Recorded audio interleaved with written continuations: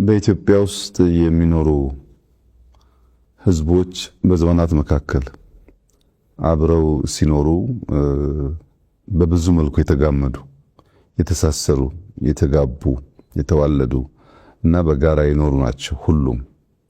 በተለይ ደግሞ አማራና ኦሮሞን ስትወስድ በአቀማመጣቸውና በቁጥራቸው ከፍ ስለሚሉ በኢትዮጵያ ታሪክ መለስ ብለህ እያንዳንዱን አንጓ ብትመዝን በሶስት ዋና ዋና መንገዶች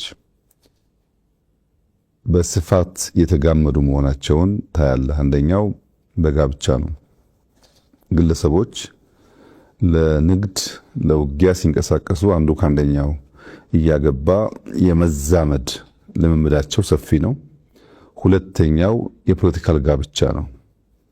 ፖለቲካው በኢትዮጵያ ታሪክ ውስጥ በነበረው ቆይታ ወንበር ለማጽናት በሚደረግ ጥረት ሰፋፊ የፖለቲካ ጋብቻዎች ተፈጽመዋል። ሶስተኛው ደግሞ ባህላዊው ጉዲፈቻ ነው።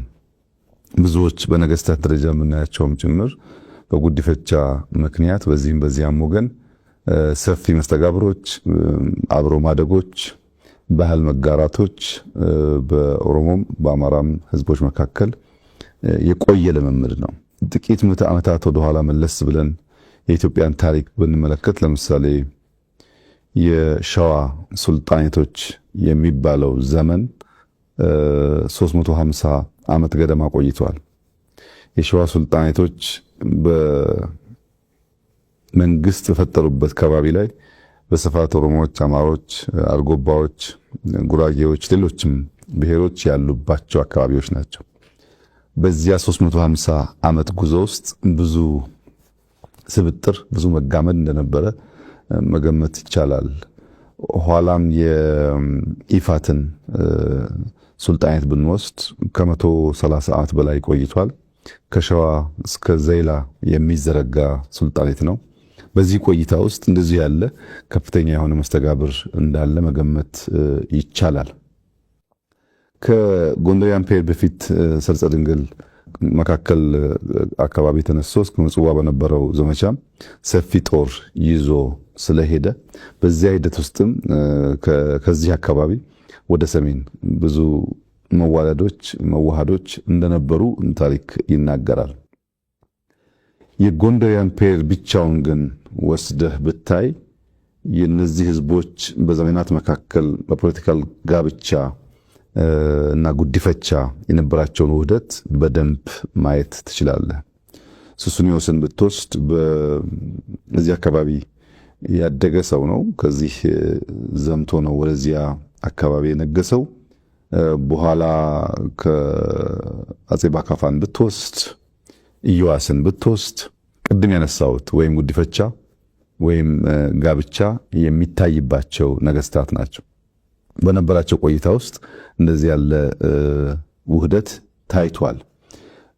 በኋላ ከጎንደሪያን ፔሪድ በኋላ የየጁ ዳይናስቲን ብትወስድ እንደዚሁ ከምዕተ ዓመት በላይ የቆየ ዳይናስቲ ነው። በዛ ውስጥም ከየጁ የተነሱ ወደ ጎንደር ወደ ጎጃም ሰፊ ውህደቶች ነበሩ። በወሎ ጎንደር፣ ጎጃም፣ ሸዋ መካከል ሰፊ እንቅስቃሴና መዋሃዶች እንደነበሩ ያ ታሪክ ያሳያል። ሰምተህ እንደሆን ስማቸው ጎላ ጎላ ብሎ የሚነሱ ራስ አሊ ቀዳማይ፣ ራስ አሊ ካላይ፣ ራስ ጎክሳ የሚባሉ ሰዎች የነበሩባቸው ዘመኖች ማለት ነው። ከዚያም በኋላ የኦሮሞኖ የሚባል ዳይናስቲ በስፋት በታሪካችን ውስጥ ይነገራል። ይሄም ከ200 ዓመት በላይ የቆየ ዳይናስቲ ነው።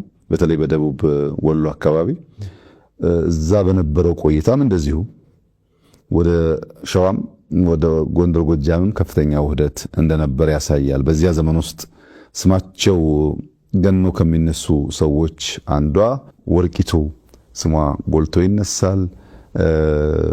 እነ ራስ ሚካኤል ስማቸው ይነሳል። በዚያ ዘመን ውስጥ የምታነበው የምትማረው ታሪክ የሚያሳየው እነዚህ ህዝቦች በስፋት አብረው ሲዘምቱ፣ አብረው ሲዋጉ፣ አብረው ሲያለሙ፣ አብረው ሲያጠፉ ተዋህደው የነበሩ ህዝቦች መሆናቸውን በደንብ ታሪካችን ይናገራል።